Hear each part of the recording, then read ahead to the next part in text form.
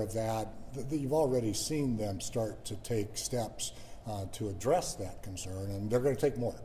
And it's working, and it's going to continue to work, and it's one of the reasons, like I said, after the meeting with many of the properties in town, we're optimistic about the future. When we see stuff about outside of the market, talking about resort fees, that's get rid of resort fees. Should they do that? Is that ever now a discussion of resort fees here that we're never going to see? Yeah, at this point, I don't see resort fees and parking fees as obstacles to visitation in Las Vegas. When you do real math, Las Vegas is a bargain. I've been across the country, on trips over the last couple of months and paying close attention to what other locations charge. Resort fees are now transparent. They're on every quote. Everybody knows what they're buying. 8 years ago, the concern around, hey, we're getting surprised by resort fees probably had some merit. But today, that isn't the case. And it's built into the price of that room. I've parked a car in a couple of destinations lately. We don't charge anywhere near what other destinations charge for parking a car in a garage overnight. So I don't think, I get, people would love to see them go away maybe, or the price of the room drop, but if you look at the all-in price of rooms in Las Vegas, one, there's an offering for every budget, but two, if you compare like styles, Vegas is still a bargain. Why the need to hold this today? What prompted this? Well, we released July visitation numbers but a to hold a couple press hours ago. conference, usually you don't. It saves me from talking to every one of you All right. individually, I that's figured why. that. So it feels like a lot of the national perspective is that Vegas doesn't really have any deals anymore. You see a lot of that on social media. We see stories going viral about a $26 bottle of water. What's your response to that? Well, I think that's two different issues. The first one's not right, and Vegas has all kinds of deals, and more as the properties individually look to address the concerns that they've seen. One of the things that we have all talked about over the years is that Vegas reinvents itself on a regular basis. What causes that are competitive issues. This is a very competitive market, and we've got great innovative properties out there that address these topics differently. But those differences are what make Las Vegas great. And you can go find fantastic deals on rooms, on food packages that are included with rooms right now, and those deals are continuing to grow. The concern about being surprised by pricing, I think in spots, and obviously those are actual real concerns about a real thing that happened. And I know that the resorts are aware of that, and I think you'll see those things being addressed as we move forward. I listened to a webinar this week that they were talking about, they think that some of the social media people that have their podcasts and host programs, that they're kind of spreading the narrative about Vegas is not doing well because of high prices, and they talk about that. And I know you told me that you said that you guys have social media influencers trying to put it out there that Vegas does have value. You guys are using people for that? We do, yeah. We use influencers on a regular basis. About 100 a year, something along those lines. What about the idea that social media is kind of fueling the narrative that's coming across about Vegas being overpriced? Well, it is. If your question is really, are they doing it in a way that is not accurate, I think the answer is at times yes, and at times they have a point. And it was kind of the answer to the previous question as well. When they pointed out something specific that's real, they've taken a picture of it, they're not happy with it, that's a real concern, and the properties see that and address it. The idea that generally Las Vegas is not a value, that it is overpriced.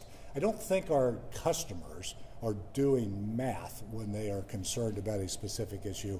They're expressing concern about that specific topic. That tends to then move into a narrative around Las Vegas is expensive or Las Vegas is not a value. But if you actually do the math on that, that's not accurate. Are you taking any efforts to kind of advertise the fact that there are deals in Las Vegas? Well, yes, certainly. And we don't advertise for a specific property. We will highlight the deals that are out there. We have web pages, we have social media pages that allow us to put a spotlight on what the properties are doing. And we do that all the time. And as as a part of the conversations that we have had with the properties over the last couple of weeks, we have encouraged them again to let us know what those are, to post whatever the deals they would like to on our website, but they do that on their own as well. Steve, you just got back from Canada.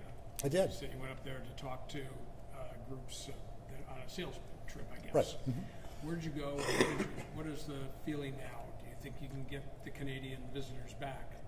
Well, yes, I did. I went to Vancouver, and I just went up Sunday and came back Tuesday and really spent all day with either Canadian media or our customers in Canada.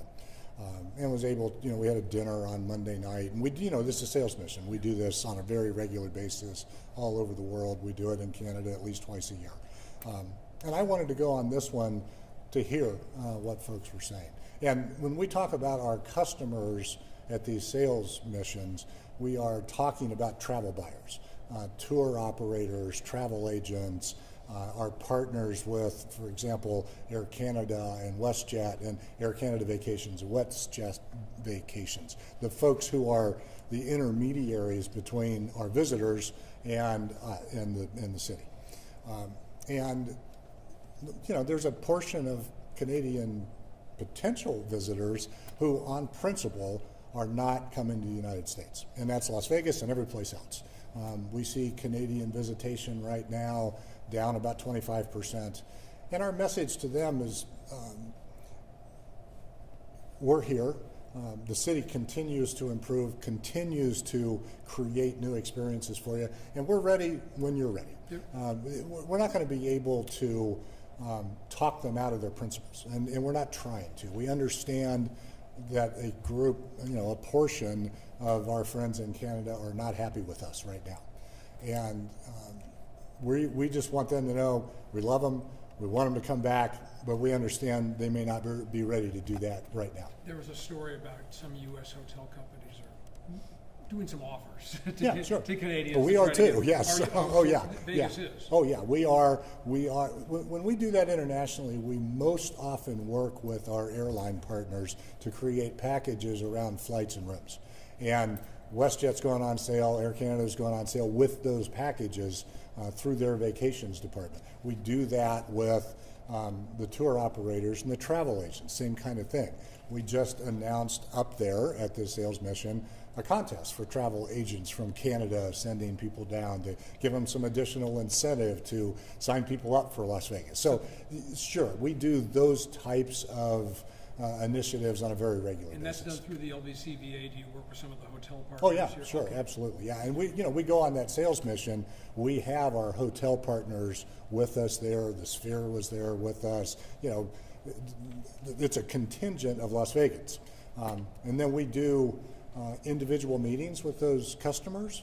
And at the dinner on Monday night, we have a stage up there, and we bring each of the Las Vegas properties and partners up, and they get to spend a little time talking about what's going on in their properties, what they've done recently. Sphere gets to talk a little bit, our airline partners get to talk, and the audience gets to learn about what's new in Las Vegas and what they should be paying attention to. On those packages, have you seen any impact, or do you have any data on if that's mitigating the reduction in Canadian tourism? Yeah, the packages that I was talking about in Canada just launched. Okay. Now, the initial feedback I got, which was anecdotal and didn't have numbers attached to it, because I talked to both Air Canada and WestJet while I was there, was this is working. And so that was great to hear. We'll see how it works and continue to do it if it does. There's a few operators in town that have eliminated parking or resort fees. What have you heard from them about the efficiency of eliminating those, and what does that say about customers' attitudes toward the market? Yes, there have been, and we've all seen it, it's been reported that some of the properties in town have eliminated resort fees and or parking. And this is something that can happen permanently, can happen, for a period of time, can happen for some and not others. it has worked for them. You're saying it's working? Yeah, it has worked. And that, that's what I was talking about with Las Vegas is a very competitive market, and we all work together. And the destination does a great job of working together to bring our visitors here. But once they're coming, the properties battle to get them to stay at their place, to get them to eat in their restaurants, to get them to experience what they are offering at their properties. And that competition is beneficial for everybody involved. And you're seeing that take place, and it works. In July, some of the locals casino revenue was down, which is a rare decline, but the Strip, as you know, is up by Baccarat. Do you think we're seeing any locals that are going down to the Strip and taking advantage of deals down there? Or Yeah, we don't, as far as I don't know the numbers on that. Our gaming revenue for the year and in the month is really hanging in there pretty strongly. It's not following the visitation drop, which is great. I mean, it matters to all the properties involved. It matters, obviously, from a tax basis for the state, because it's one of the two largest tax producers for Nevada. So that's good news for everyone. And I know the properties are working to make sure it hangs in there. But I'm not sure what the locals visitor mix is on the Strip in July. Steve, is Vegas trying to attract a more young folks that are tech savvy, as evidenced by the Golden Gate going rid of their live dealers and they were going to these electronic games? Are you guys trying to attract a young tech savvy group? We're trying to attract everybody.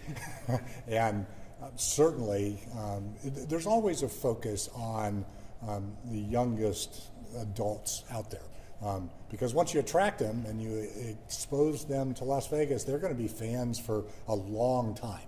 So it's great to bring 21 to 27-year-olds to Vegas, and we look for ways, and the properties look for ways to do that all the time.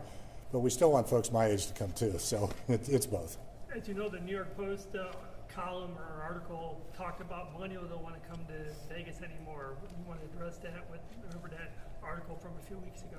Yeah, that's not right. I mean, those kinds of broad statements are easy to just dismiss. I mean, it feels like bait, not journalism. And that it's just not true. I mean, we talk about the fact that the average age in Las Vegas has gone from 46 prior to COVID to 43 now. So our visitation is getting younger. It's not getting older. And so, I don't know where that comes from, and they may find some stat that they can pull a nugget out of, but it's an inaccurate headline. So there's been lots of discussion about value, as it's been mentioned already. But come back. I need to rephrase that question. Okay. So are you guys thinking of essentially attracting a hip new image, essentially to bring in visitors? You have the Backstreet Boys at the Sphere, you have the Oakland A's coming into town here in a couple of years. So are you trying to bank on that new image to attract that millennial crowd?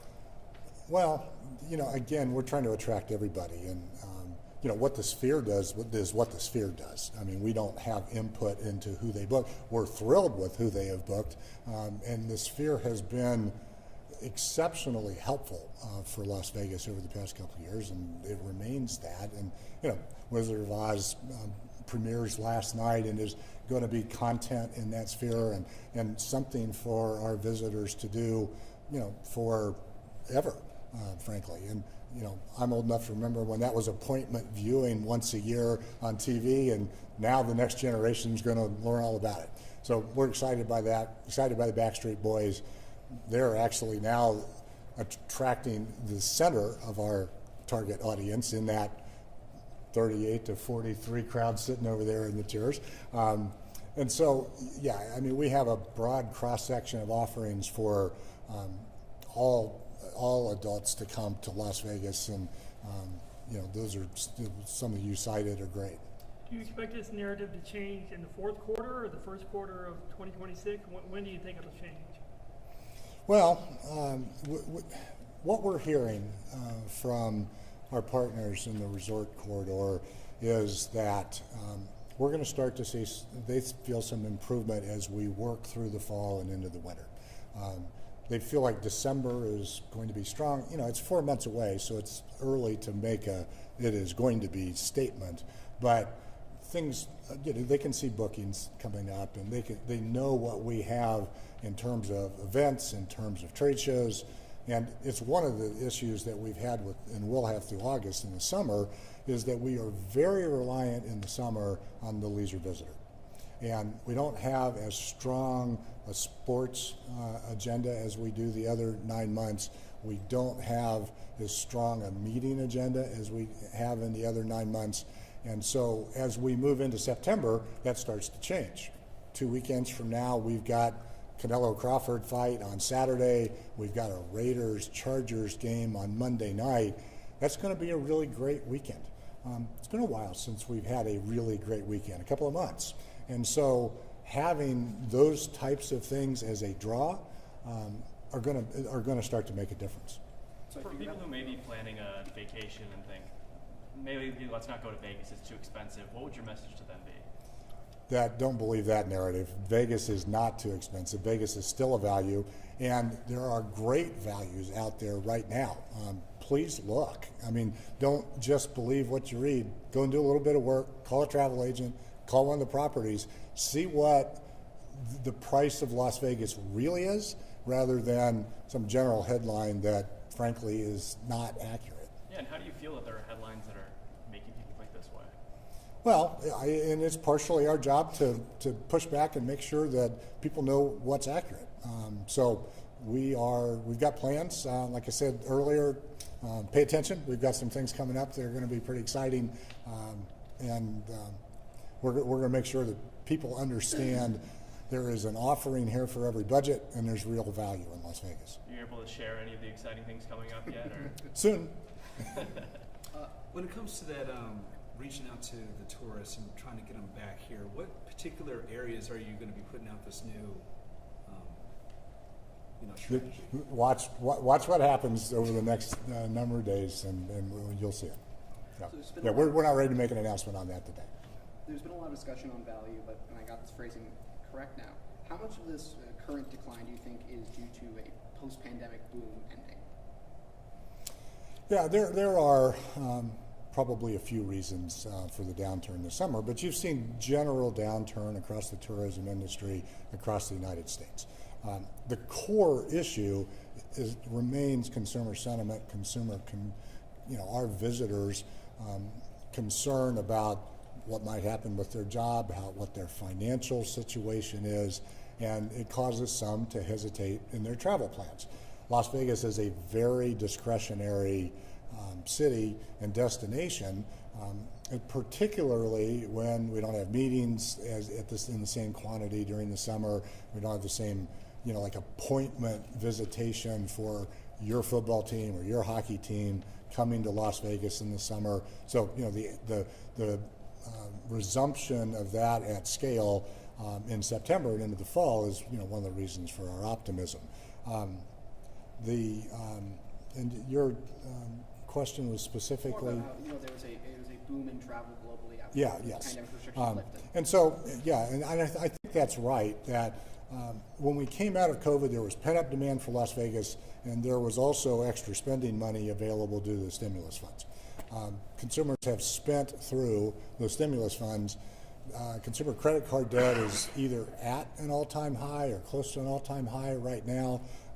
So any generalized excess funds that our customers have had in the past is no longer the situation for them, and so I think it's adding to the concern they have about their financial situation.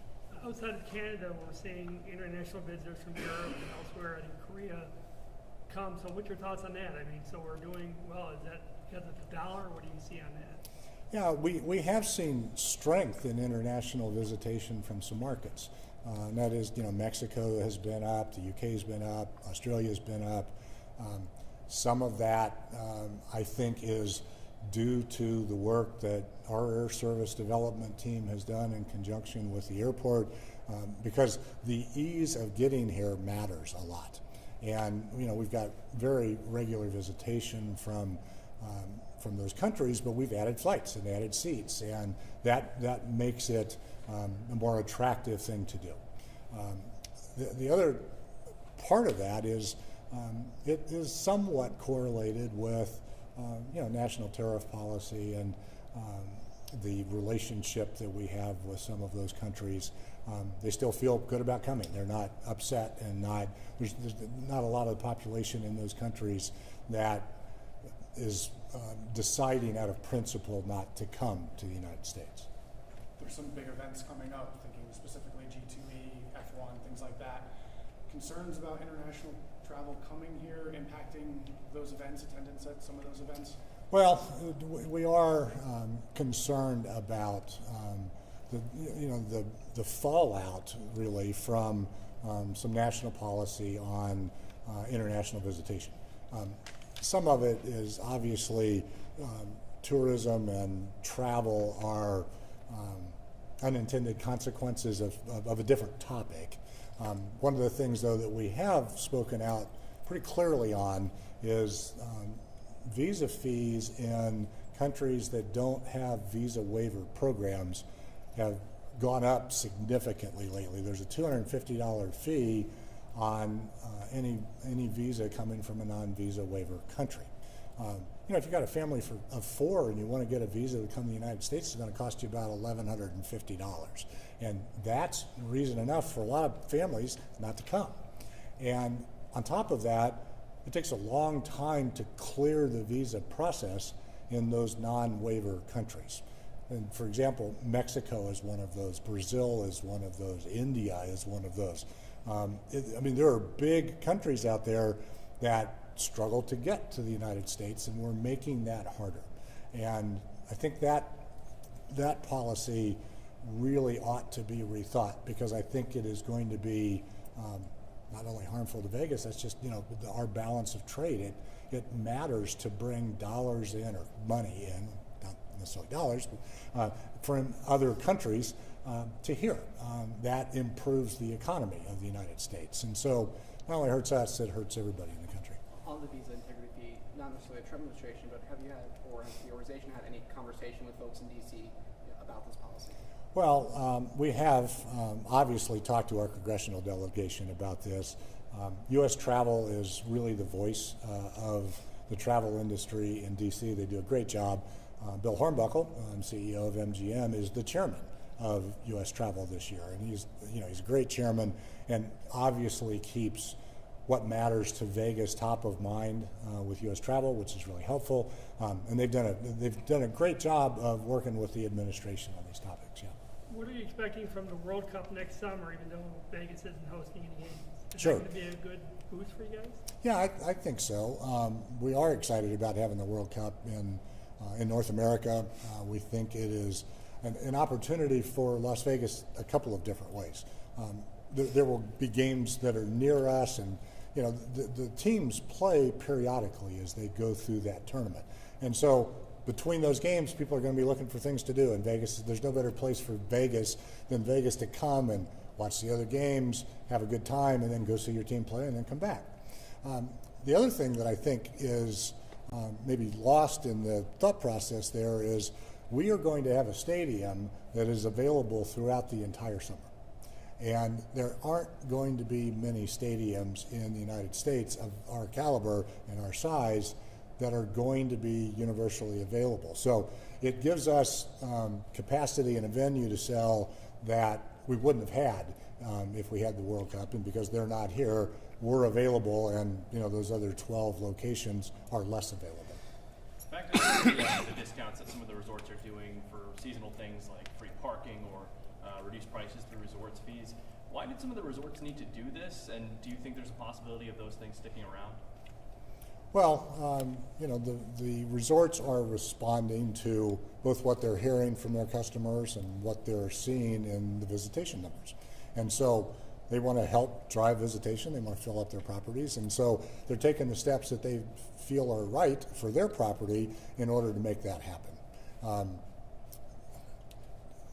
They'll decide how long those offerings last.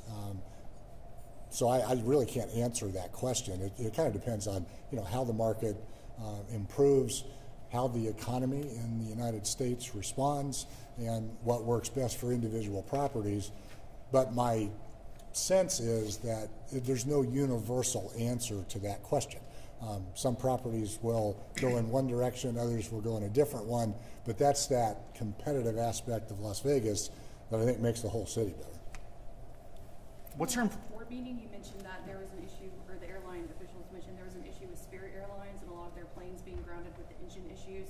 Do you guys have an update on that? We don't really have more of an update than what we provided at the board on the issues with engine and Spirit planes, but it's not a 2-week fix. I mean, this is going to take them some time to work through the engine issues that they have, and I think they have about 65 planes grounded, and maybe 25-30% of their fleet at any one time while they're working through that issue. Kind of along those lines, what's your impression on the discrepancy between last month's high gaming numbers and low airport numbers? Well, we don't like the low airport numbers. We're thrilled with the high gaming numbers. How's that? Gaming's hung in there, and that has been, at a record high levels. I mean, we have plateaued at a level that, frankly, if you'd asked us a few years ago, probably nobody would have predicted that we would be at the levels we are at right now. And so that's really beneficial to the city. Obviously, we want more people flying here, and we're going to continue to work on that. Baccarat was up 80%. We have 2 minutes in there. Yeah, Baccarat was up 80%. That was a big part of it. Yeah. I mean, it's not an area that we get involved with, so we view those numbers from afar and try and help with gaming numbers and every other number by attracting visitors to come to the city. Well, Joe threw a wet blanket on that. Sorry.